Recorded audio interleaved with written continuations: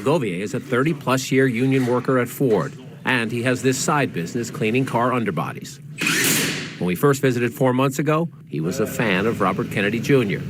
Now, he will cast his third ballot for Trump.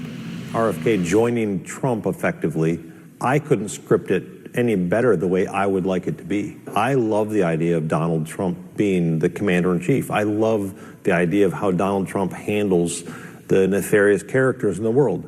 Govier believes more than half of UAW members at his Ford plant will vote Trump.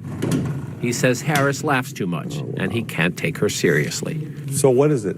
You're the incumbent who wouldn't do anything different, or are you the underdog that wants change? And he says critics take Trump too literally. You know, he does it for effect. I don't believe that Trump really believes someone's eating cats and dogs. I don't believe that he's going to call the National Guard out and at gunpoint round up every migrant and force them across the door. So what do you guys think? Isn't this the prototypical voter in flyover country, in the battleground states, at least in the Rust Belt of Pennsylvania, Michigan, Ohio, I'm going to say Minnesota, Wisconsin? We already know Ohio is deep, deep red. Trump's going to win that by over 10. I certainly believe he's going to flip Minnesota. It's going to be close, but I think he's going to flip Minnesota. But this is a typical union voter, and he's basically telling you here in Michigan what's happening. Trump's losing support within the Arab American community, which is not a monolith, but a diverse group of Arab Americans from all over the world. Lebanon, Syria, Jordan, Iraq, then the Middle East, Northern, North America, Africa, Egypt. Did I say Jordan? Lebanon. And, where do you really think that the Lebanese population, now that they know that the bombing and the war has gone into Lebanon, and the bombs that are being used and manufactured and being given to Israel and proxies to be utilized are coming from the American tax dollars, and Lebanese American family members are being bombed in their homes? You think they're going to give their vote to Kamala Harris? I mean, some of them, I just don't know who is. Those ones that are intellectually dishonest, as I've talked to you about before. And this is just one of thousands upon thousands upon thousands of union workers who are siding with Trump. Like he said, over half that he knows of. Half. And what was the union vote? Wasn't it 60% for Trump, 40% were for others? And then you've got the third party candidates now that are going to be siphoning off votes.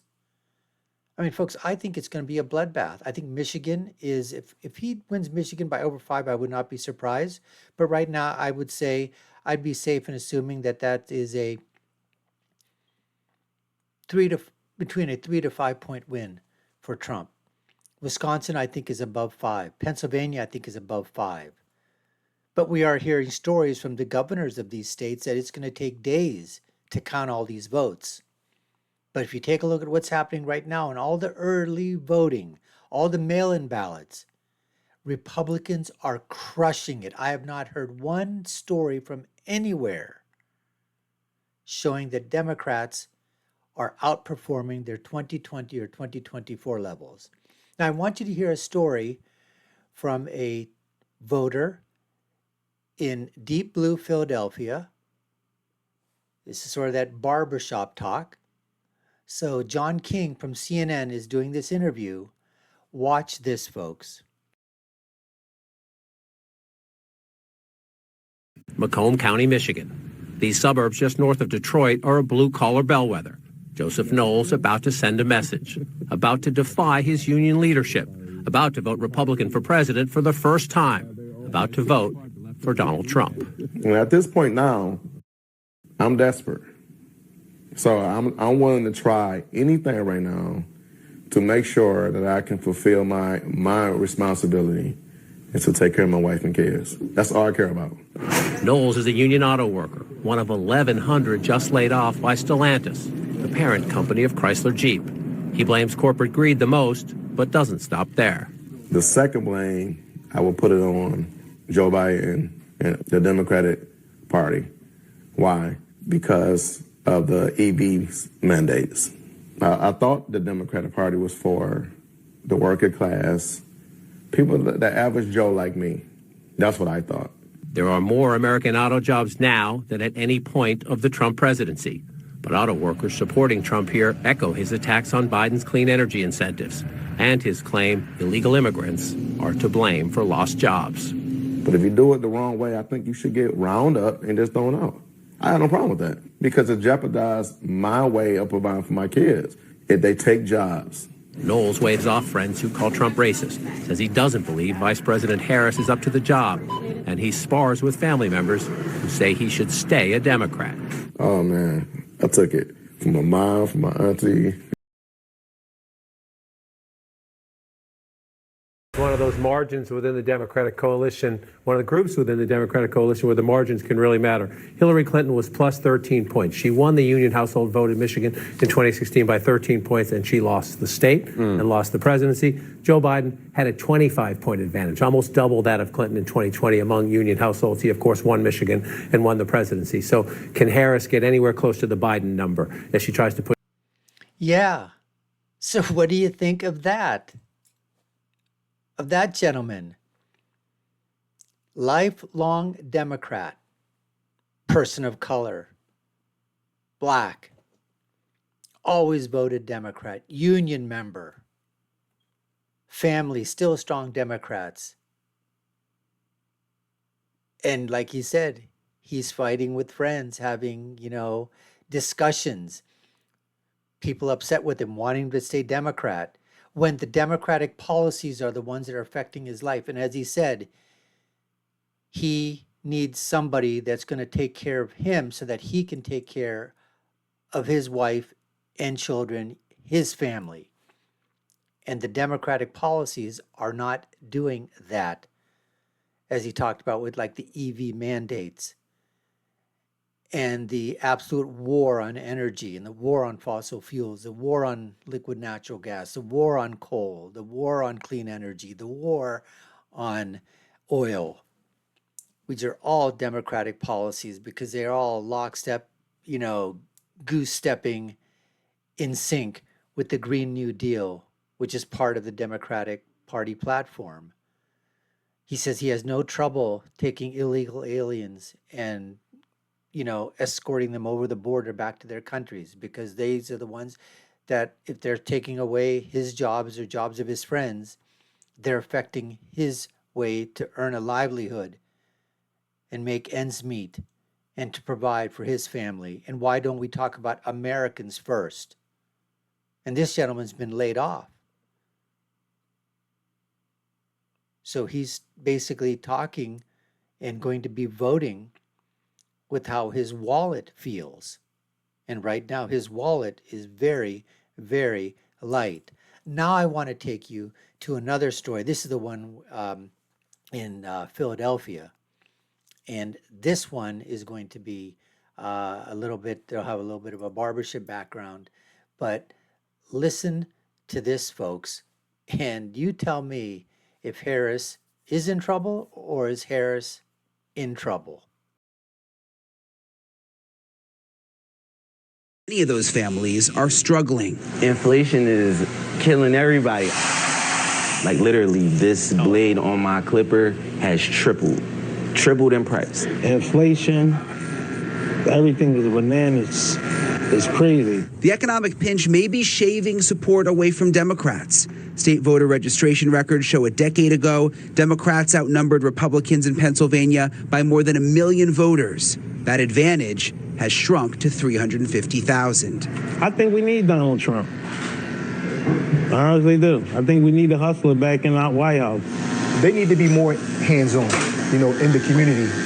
They need to be invested in the small businesses in every community in the United States of America. As to skin color swaying their vote, it's not enough. I don't think skin is enough. Skin color is enough. I would love to see her more in the Black community, more in.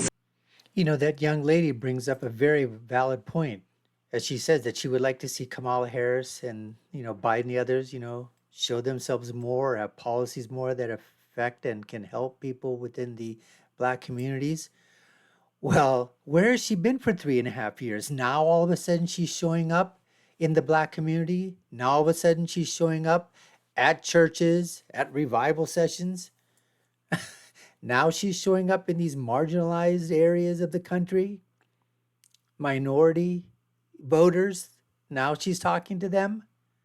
I mean, where has she been? We all know what Donald Trump did for minorities when he was in office. Wages rose, unemployment were at low record levels for all people on the intersectionality scale that the Democratic plantation wants to keep. Every section you talk about: Blacks, Asians, women, Latinos, Hispanics,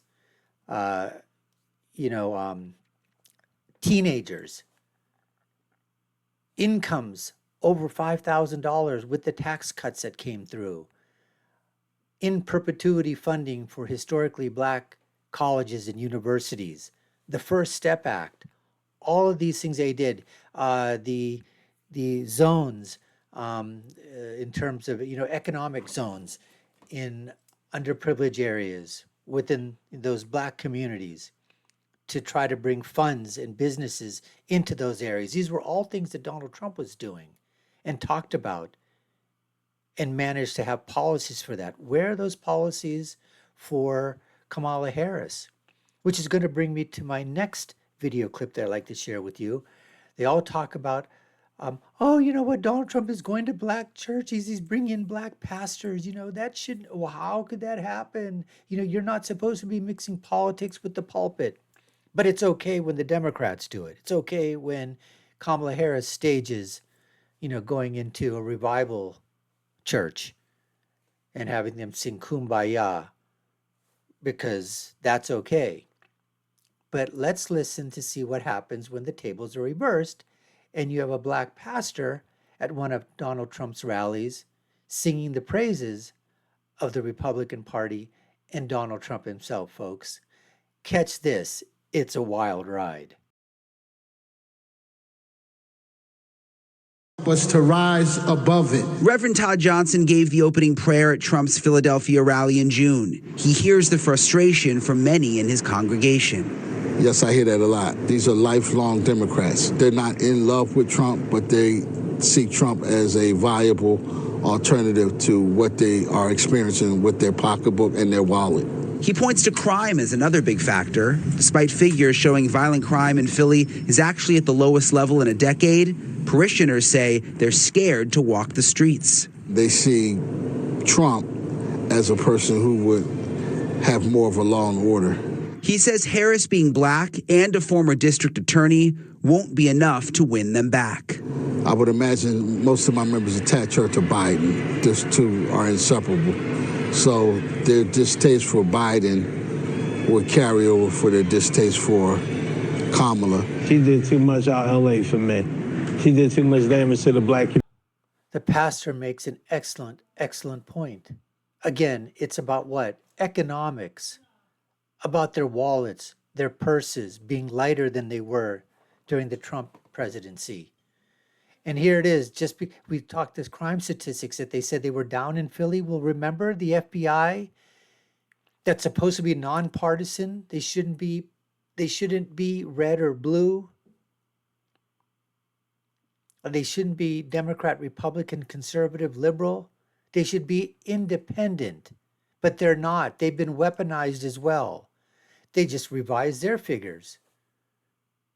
And Donald Trump was right. They were lying.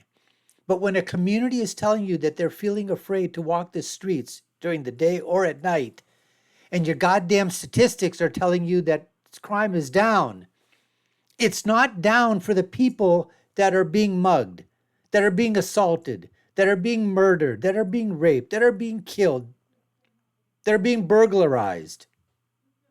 It's not down for them. That's the thing that people have to understand. When it happens to you, you're the statistic.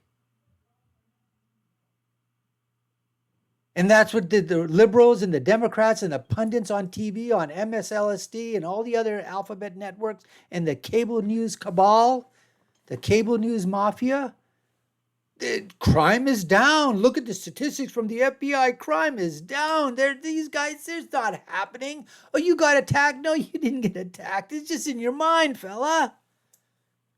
Shh. Don't talk about that, okay? Somebody just attacked you, okay? You're okay though now, right? You're feeling better? Okay, don't worry about it. At least you weren't killed. You're still alive. That's the narrative that these idiots, these morons push. And they really think that those of us out in the real world are going to believe their bullshit. Nobody believes it.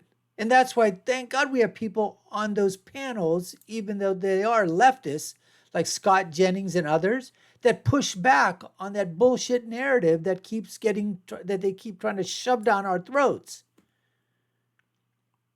But if these two stories that you just saw here, of the gentleman in Michigan, the union worker, and then the other gentleman that was out there too, and then these people in Philly,